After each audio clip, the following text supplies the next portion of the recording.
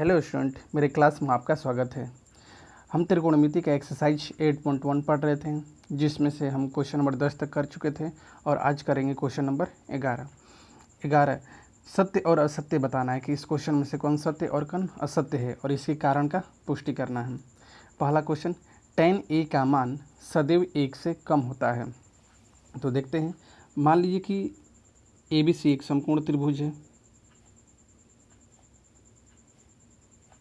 जिसमें से ये आपका समकोण है और क्या है, ये आपका एंगल थीटा है और ये भुजा दिया हुआ है 3, 4, 5। तो यहाँ से अगर बोलेंगे कि आपको tan थीटा बराबर क्या होगा, तो tan थीटा बराबर क्या होता है, P/B होता है। तो इस थीटा के लिए P कौन होगा, तो थीटा के सामने वाली भुजा क्या कहलाती है, लंब कहलाती है P। तो यानी P कितना दिया है, 4 दिया है। तो 4 आधार क्या होगा, P क्या होगा, तो ये आपका लंब है और ये आपका कर्ण है। तो आपका आधार कौन हो जाएगा, 3 हो जाएगा।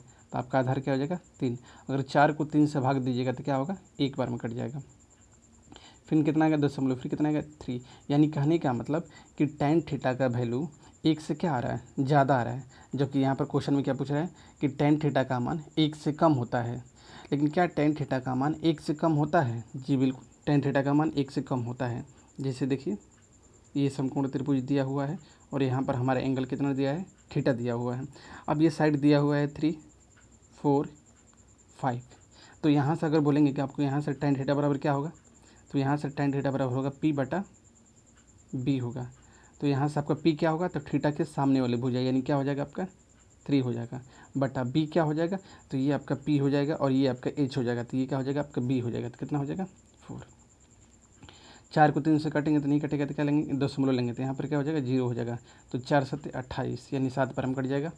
तो यानी कहने का मतलब कि यहाँ से भाग दे रहे हैं तो ये क्या आ रहा है, 0.7। यहाँ पर ये आ रहा है 0.7 आ रहा है। मतलब यहाँ पर tan का वैल्यू क्या आ रहा है, 1 से कम आ रहा है। यहाँ पर क्या हो रहा है, 1 से बड़ा आ रहा है और यहाँ पर क्या हो रहा है, 1 से क्या आ रहा है, कम आ रहा है, छोटा आ रहा है।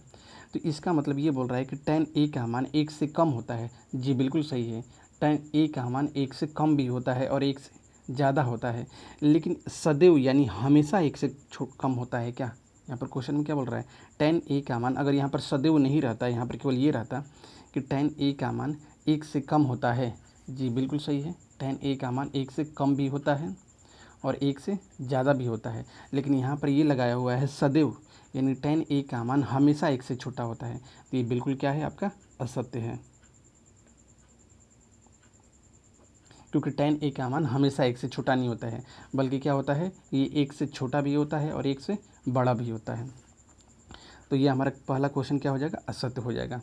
क्वेश्चन नंबर 2, कोण a के किसी मान के लिए sec a बराबर 12/5 हो सकता है क्या।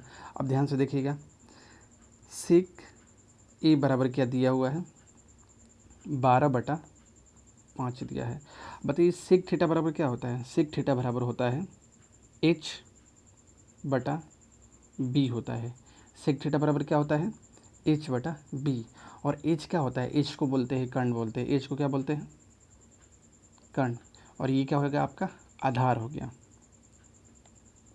और आपको पता होना चाहिए कि किसी भी समकोण त्रिभुज में ये जो कर्ण होती है वो त्रिभुज में तीनों साइड से सबसे क्या होती है, बड़ी होती है। ये क्या है, आपका कर्ण है। तो आप कैसा भी समकोण त्रिभुज बना लीजिए, समकोण त्रिभुज में सबसे बड़ी भुजा क्या होती है, ये कर्ण होती है। ये कर्ण क्या होता है, सबसे बड़ी भुजा होती है, सबसे बड़ी भुजा होती है। यह हमेशा कैसा भी त्रिभुज बनेगा, मान लीजिए कि यहाँ पर ऐसे समकोण त्रिभुज बना रहे हैं, ऐसे छोटा समकोण त्रिभुज बना रहे हैं, ये समकोण त्रिभुज है, तो फिर भी समकोण त्रिभुज में 90 डिग्री के सामने वाली भुजा क्या कहलाती है, कर्ण कहलाती है। यानी इस समकोण त्रिभुज में ये जो कर्ण है, ये क्या होगा, दोनों भुजा से क्या होगा, ये हमेशा बड़ी होती है। यानी इसका मतलब ये हुआ कि किसी भी समकोण त्रिभुज में जो कर्ण होती है वो सबसे क्या होती है, बड़ी भुजा होती है। तो यानी कहने का मतलब कि आपका P/B/H में ये क्या होता है, ये आपका H को बोलते हैं कर्ण बोलते हैं।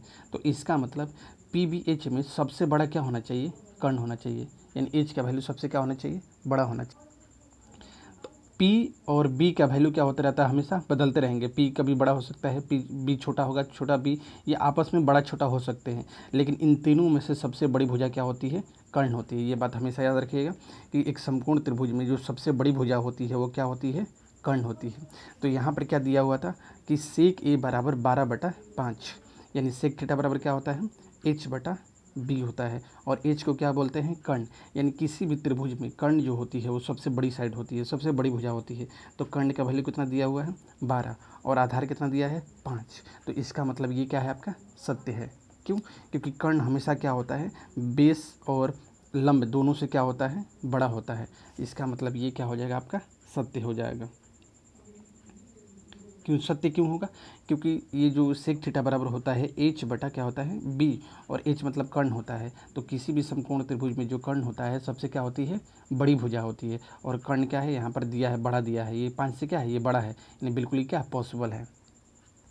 अब चलते हैं क्वेश्चन नंबर 3 की तरफ। कॉस A को कोण A का कोसेकेंट के लिए प्रयुक्त संक्षिप्त रूप है।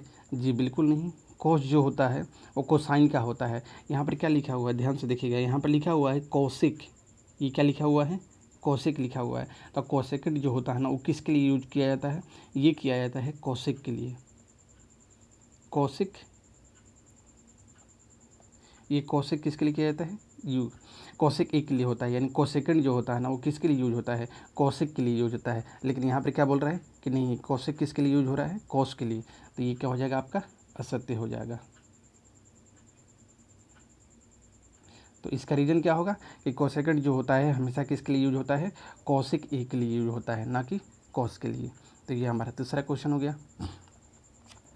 अब चौथा क्वेश्चन क्या बोल रहा है कि कॉट और ए का गुणनफल होता है क्या। तो आपको पता होना चाहिए कि यहाँ पर जो भी जितने भी ट्रिग्मेटिकल फंक्शन होते हैं, 6 जो फंक्शन लिखवाए थे, cot theta, sine theta, tan theta, sec theta, cosec theta और कोस थीटा, ये जितने भी 6 फंक्शन होते हैं, ये फंक्शन कभी भी अकेला नहीं रहता। ऐसे नहीं लिख सकते हैं कॉस, ऐसा कभी नहीं लिख सकते हैं, क्योंकि कॉस जो जितने भी ये फंक्शन यूज होते हैं ना, इसके सामने यानी इसके बाद हमेशा क्या होना चाहिए, कोई एंगल होना चाहिए, जैसे 5 डिग्री, 4 डिग्री, 3 डिग्री। कॉस किसके लिए होता है, हमेशा एंगल को मापने के लिए होता है।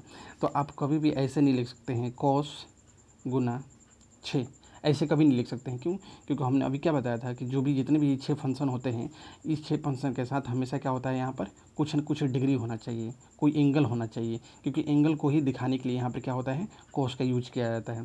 तो यहाँ पर क्वेश्चन में बोल रहा है कि कॉट ए जो है उस कॉट और ए का गुणनफल होता है। इसका मतलब आप कॉट ए को, इसका मतलब ये हुआ कि कॉट ए को आप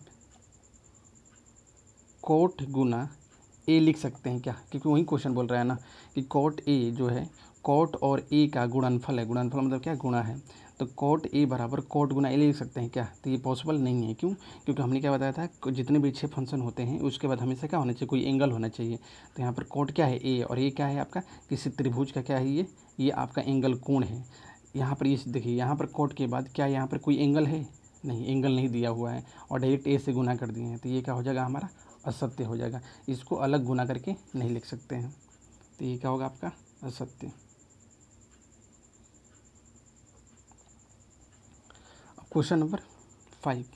अभी क्वेश्चन नंबर 5 क्या बोल रहा है, आपको बताए थे हम पहले लेक्चर में कि साइन थीटा बराबर क्या होता है, तो P बटा क्या होता है, H होता है।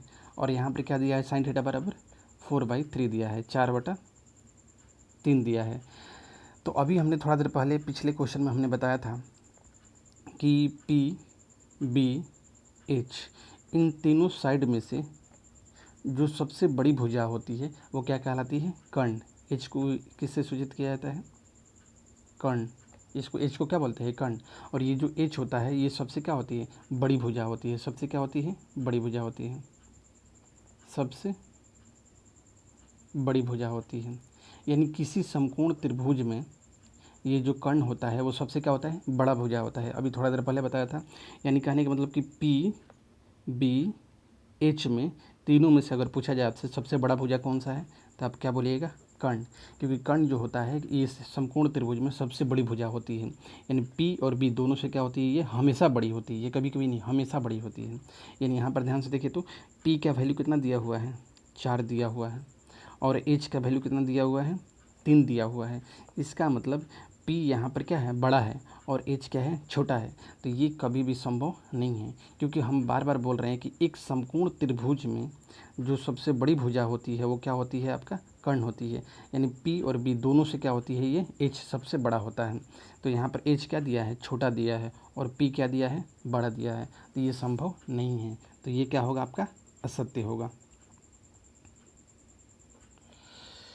इसका रीजन क्या हो जाएगा, तो यहाँ पर इसका कारण की पुष्टि करने के लिए बोला जाएगा। तो यहाँ पर लिख दीजिएगा कि ये क्या होता है, साइन थीटा बराबर होता है पी बटा क्या होता है, एच।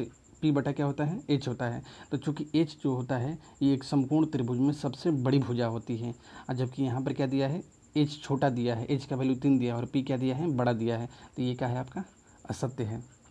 तो आज हमारा एक्सरसाइज 8.1 क्या हो गया है, ख़त्म हो गया है। कल हम एक्सरसाइज 8.2 करेंगे। तो आज का क्लास यहीं समाप्त करते हैं।